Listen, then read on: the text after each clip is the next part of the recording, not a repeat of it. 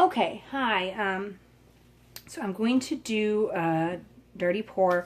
I'm going to try to do a negative space dirty pour. This will be my second attempt on doing a negative space dirty pour. The first attempt I did it on while I was trying to make a clock. Now, I've always been one to dive right into a project, but generally I don't recommend trying something you've never done before on something you're trying to keep, like a clock. The clock turned out actually pretty good. I don't have a video of it. I tried to make a video of it, but the camera was just not working properly. And I didn't have a good system yet of holding up my camera. I'm really new at this. But here's the clock. I can show you the finished piece. Turned out beautiful. Absolutely lovely. But I did make a lot of mistakes. This thing, the only reason this thing turned out so pretty is because that I fixed it.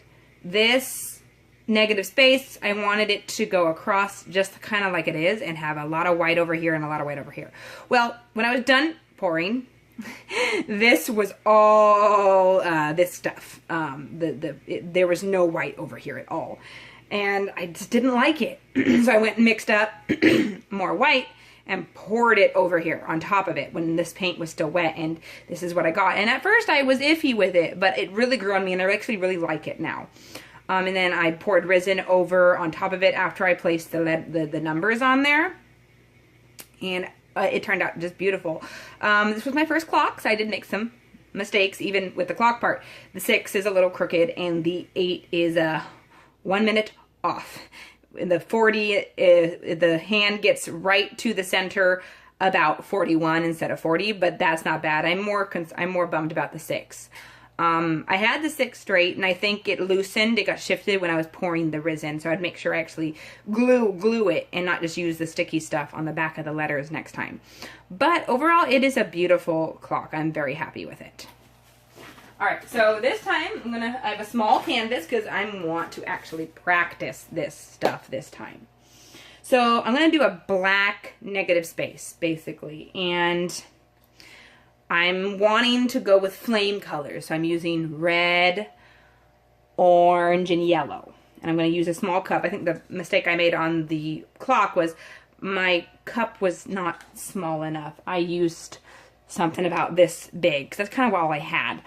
And I think it was just too big for the space, the small space I had. So I'm going to do it smaller this time. The pouring medium I'm using is mostly Floeterol. There's a recipe I really like that I used on the clock, is Drier Days recipe for her pouring medium. This is not her recipe right now.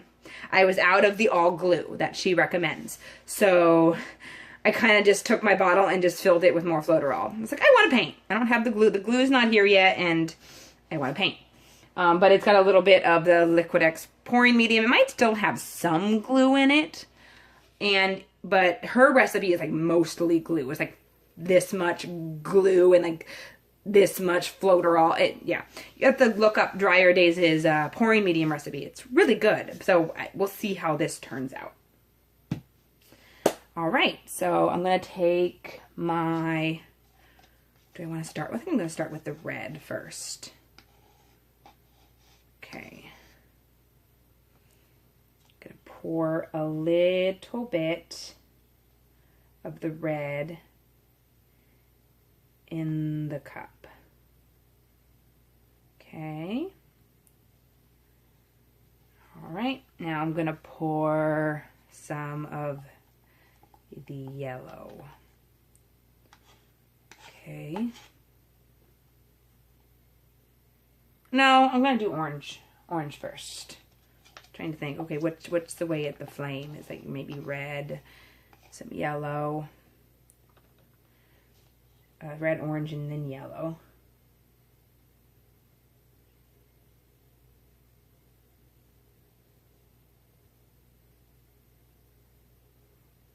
Okay.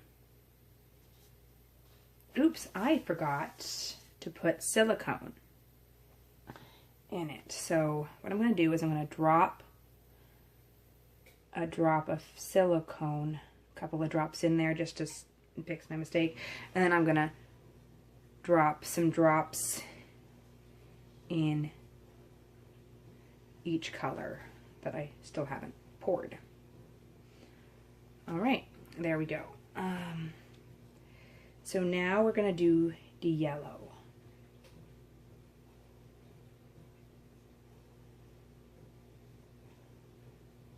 All right. Now we're going to go back to the red.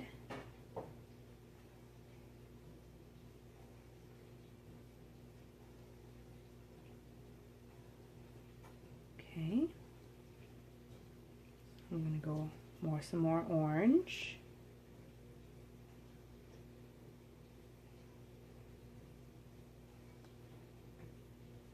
Okay. Now I'm going to go yellow.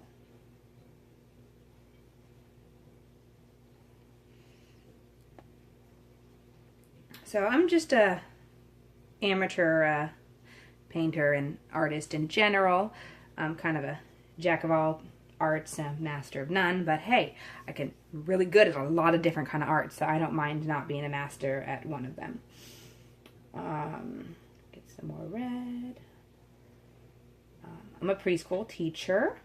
I actually did, the first time I ever did acrylic pour was with my preschoolers. Like I said, I kind of jumped right into a project. We did it for a class auction, and they turned out beautiful. Our highest selling painting was about $100. So, and for something kids did, that's fantastic.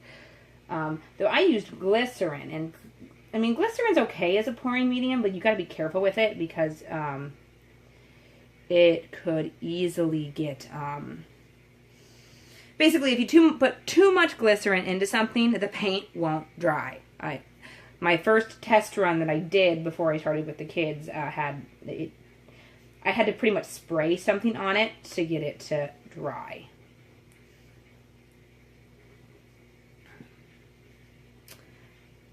Yeah.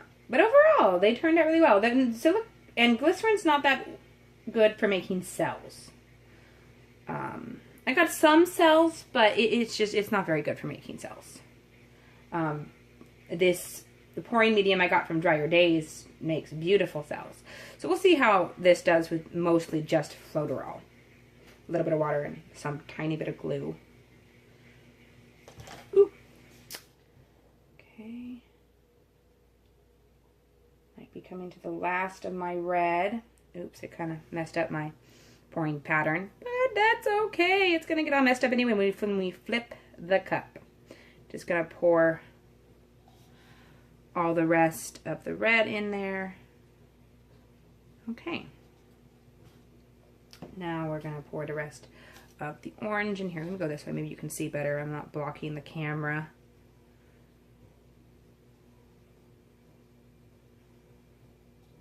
Sorry if I'm blocking the camera a little bit.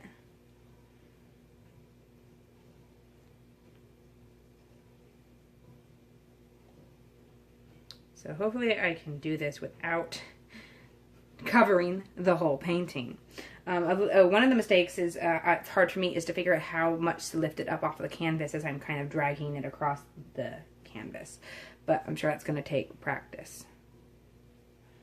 Now the rest of the yellow.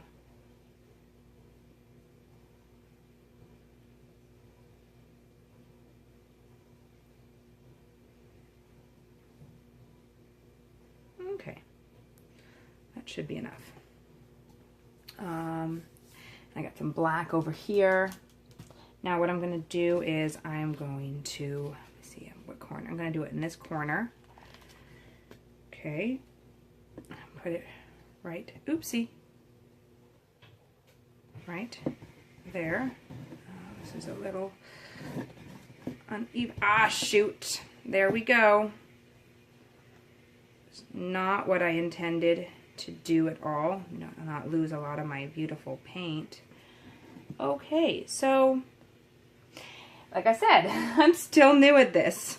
Let's pour the black. All right, try to save the popsicle sticks. Actually, once they dry, I can reuse them with other colors. Okay, let me pour this around the orange.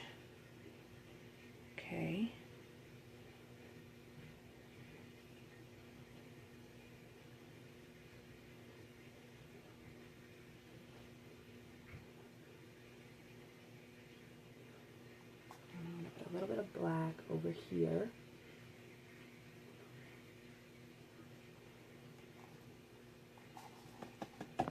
Get all that black out of there before I start spreading it and tipping it. Okay, there we go. Let me see. I'm going to spread this out this way a little bit.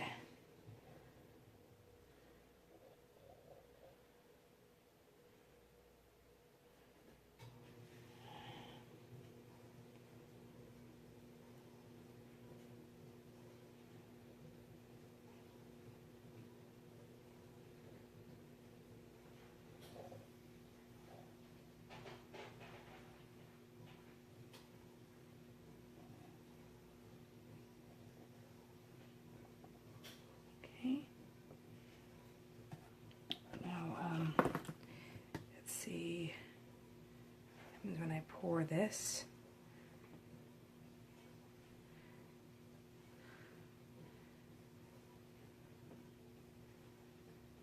let's see, just want the black all spread around. So again, this is not going to be exactly like I hoped.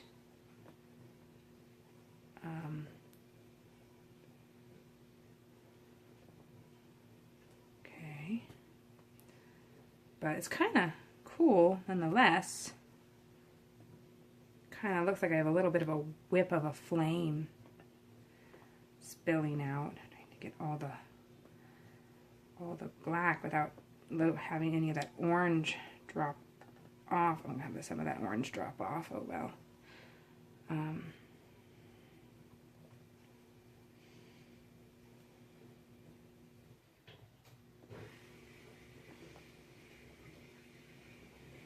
Okay, still figuring out how to properly tip.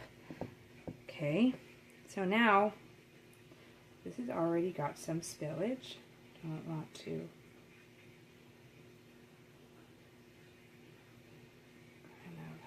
again, I lifted it up too high.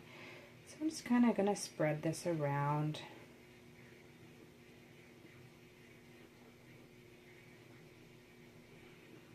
Like that. Okay. Okay, not exactly what I was hoping for. So let me do some tilting. Okay, I don't want to lose my negative space. Okay, all right, so not what I planned. Don't dislike it, but let me see what I can do. What I want to do? Do I want to take a popsicle stick?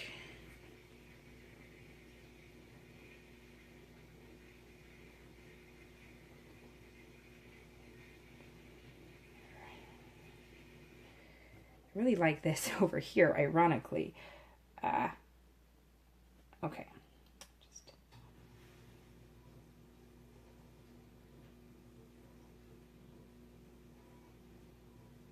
Okay. Okay.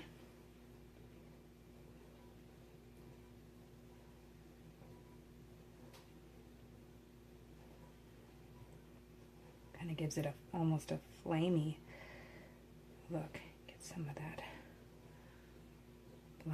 red orange off there.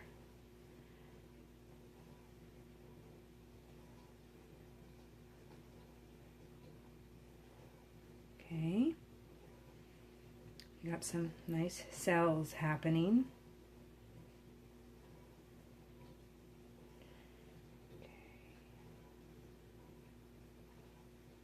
Okay, there we go. Like I said, sometimes if I overdo it, I mess it up. Sometimes fixing it for me is, oopsie, I just messed up the whole thing. So I was really lucky with the clock. Oops. Again, I am so new at this stuff. Like, especially trying new techniques. I mean, the pour over and the flip cup are fairly easy to do. Okay.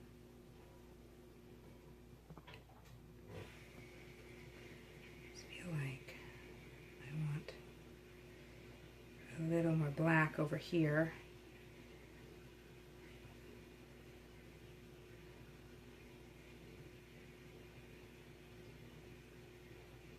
Okay. Well, it's not bad. Not quite as negative spacey as I intended, but I'm happy with it. It has kind of a flame or lava effect that I am actually a fan of. Like I said, I am still learning. I can pick up this kind of stuff pretty fast with just a little bit of practice. But still, practice sometimes, practice does make perfect. Sort of. Okay. I like it. Yeah. Very lava-y. I have a hot heat gun, but I don't think I'm going to use it, which is mainly because I forgot to pull it out. I mean, it's kind of right behind me, but... Ooh, what's this? Something's right there in the paint. Can't get it out.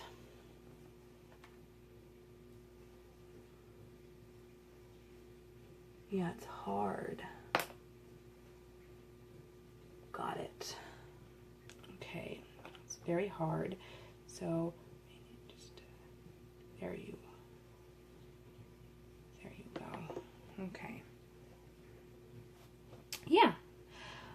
Well, thank you for watching. It's got a good amount of cells. So even this recipe, which is mainly floaterol, and I forgot to put silicone in at first, but it still came out with a lot of cells. There's a lot of cells over here and a lot over here that I really like. And this little happy accident, quote Bob Ross, turns out really cool as well.